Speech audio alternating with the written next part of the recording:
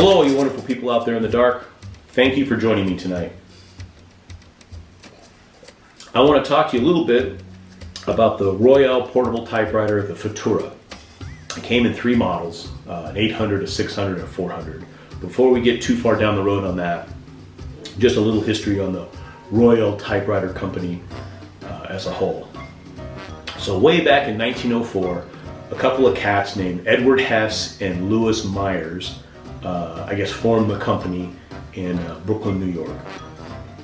They took their prototype and ideas to a guy named Thomas Fortune Ryan and showed him, quite frankly, some very innovative things for 1904 that were ultimately used throughout the typewriter history.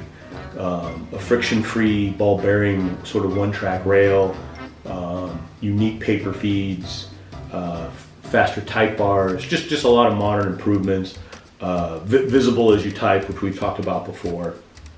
Well, this Ryan cat liked the idea, basically gave him, I think, $200,000 or $250,000, which is a tremendous sum of money, I believe in 1904, 1905. And he essentially becomes a partner, or at a minimum has full financial control over this company.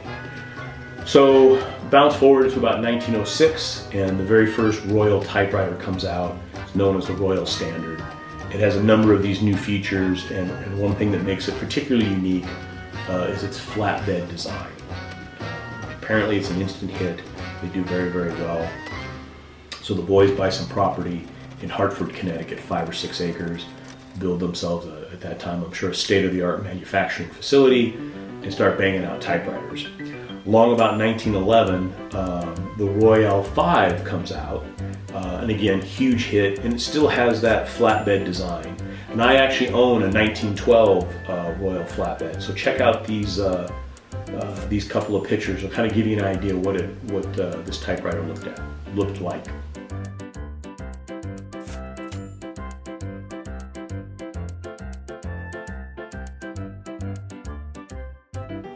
Pretty cool, right? So anyway, they're making these typewriters. They're moving right along. About 1926 or so, they start another company called Roy Type, and this is where they start selling typewriter ribbons, carbon paper, things of that nature. Basically, all kinds of various products to tie together with the typewriter, their typewriter. 1926 is also when they start getting into the portable typewriter market. Quite frankly, they're a few years behind in this category. Underwood, Smith Corona, and others have been in that portable market for some time and doing quite well. But once they enter, Royale Typewriter becomes the #1 typewriter sold in America, and ultimately, I believe, in the world. Well, they continue making typewriters throughout the 30s. And of course, just like everybody else, along comes 1941. We enter the war, and all manufacturing companies switch to start producing products to support the war effort. And Royale's no different. Like Smith Corona, I believe they start making guns for the war. As we all know, the war ends in 1945. They start getting back to building typewriters. I think somewhere in 1950, the first electric typewriter comes out for Royale. And what's important for today's brief discussion is in 1958, a guy named Laird Covey comes up with the Futura design. And in 1958, it becomes a very futuristic typewriter. It's very aerodynamic. It has some curved angles for the time period. It's really, really unique and very forward-thinking. It has aluminum body panels, which of course starts to make it light. They're now using plastic keys instead of glass keys, and the keys themselves, instead of being circular, are now a tombstone style, or at least that's what it came to be known. It was very, very popular. I believe all the Futuras came in the Merit font. I think you could order Pica or Elite, but I'm not 100% sure on that. And then one of the most important features is it had a carriage lock. So when you were carrying it around, you didn't have to worry about your carriage slapping around inside the case. So these three typewriters, The 800 was their flagship, the Cadillac of the Futura line. The 600, the middle of the road, and the 400, the entry level. Take a look at these ads. There's 3 or 4 ads here of the time period that'll kind of give you an idea of the typewriter.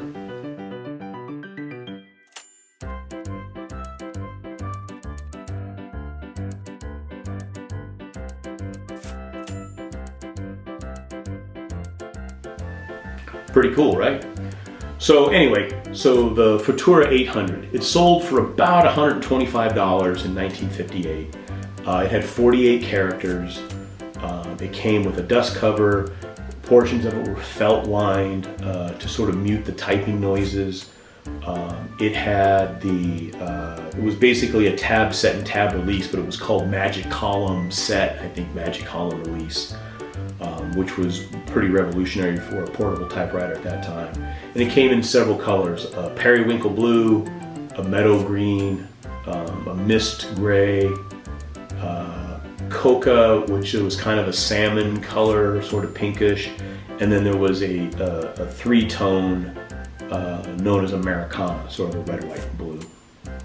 The 800 came in a beautiful faux leather case with a royal sort of tag on the handle, and it was really quite nice.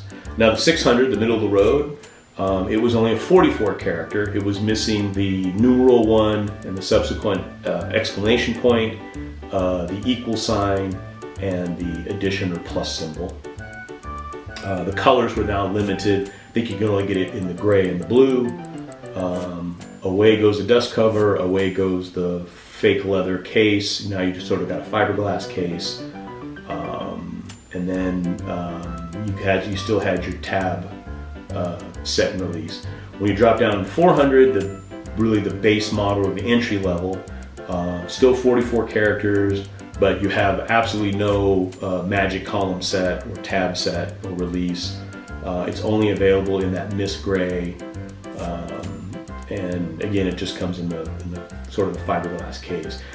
The 800 also had some intricate paper feeds and some V's to hold the paper that in the lower models, those weren't included either.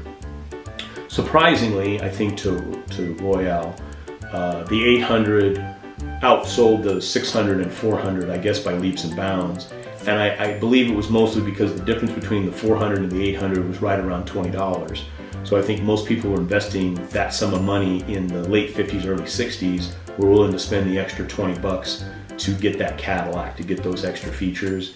And in today's world, the 400 and 600 are actually much more rare, obviously, than the 800. I think the 400 is the most rare, but I'm not certain of that.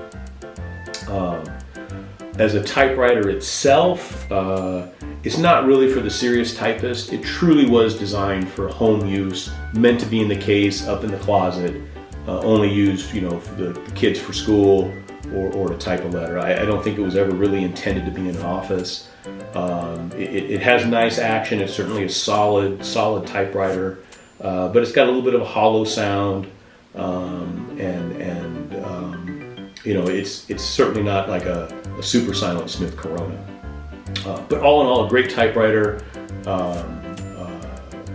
really pleasant to look at, looks great on a table. I'm going to take you over and show you, I think I own several. I think we'll break out a couple of 800s. My favorite color, again, is that meadow green. I'll show you that one, another 800, and then I've got a 600, a 400. We can kind of show you the differences. I think you'll dig it. Come on. Okay, so as promised, what we've got here are two Futura 800s. This is the Americana, and this is the meadow green. As I said earlier, my personal favorite. We kind of come in here. You can give it a chance to focus here. See the tab clear, the tab set. Our tombstone keys. Again, over here, Americana, got our clear. There's our quote-unquote magic column set. Our tombstone keys. Now, something that's a tremendous amount of fun Watch this. Tell me that's not the bee's knees. Huh? How about that? So there's the quick and easy down and dirty way to get in to change the ribbon. Again, 48 characters, 48 characters. The Americana, meadow green. Here's our paper stands. They're very, very nice typewriters. Quite nice. So we come over here and we've got Royale 400 and a Royale 600. Both of these are that mist gray. You can see back here, the back side, Royal 800 of the meadow green, and then the Royal 800 of the Americana. But again, so here's our 600. Now we're down to 44 characters. We're missing the 1, and the exclamation point, the plus, and the equal sign, but it's still got the same, wait for it. Hey, how about that? Is that not the greatest thing ever? I'm telling you, that is absolutely the bee's knees. We come over here to the entry-level model, the 400, and as you can see, there's no tab, set, or release. Again, on the 600, we've got a tab set, a tab release, and you saw on both the 800s they had those. Same 44 characters, but truly just the base model. We do not have the V for the paper holder, missing some other items up here, but we still got the coolest thing ever. Again, wait for it. Need to change a ribbon. Bang! Greatest thing ever. So again, 400, 600. I'll show you the back side here. Royale 400. Royale 600. Again, here's an 800 with our tab set and release and the coolest button ever. Again, Royale 800 set and release, coolest button ever. Anyway, let's put a piece of paper in here and we'll just type a couple lines to get you guys an idea. 1 second. Okay, I've got some paper in. Let's go ahead and just try to type out a couple of things here.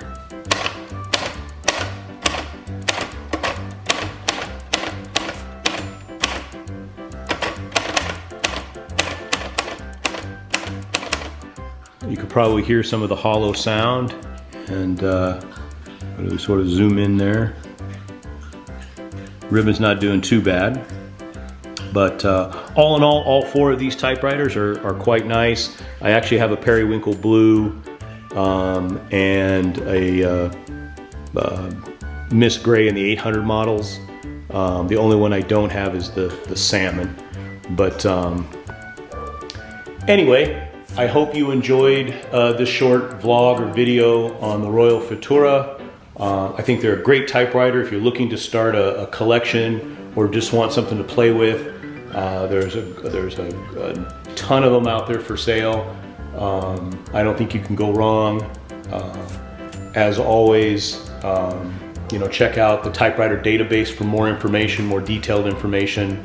But again, I don't think you can go wrong.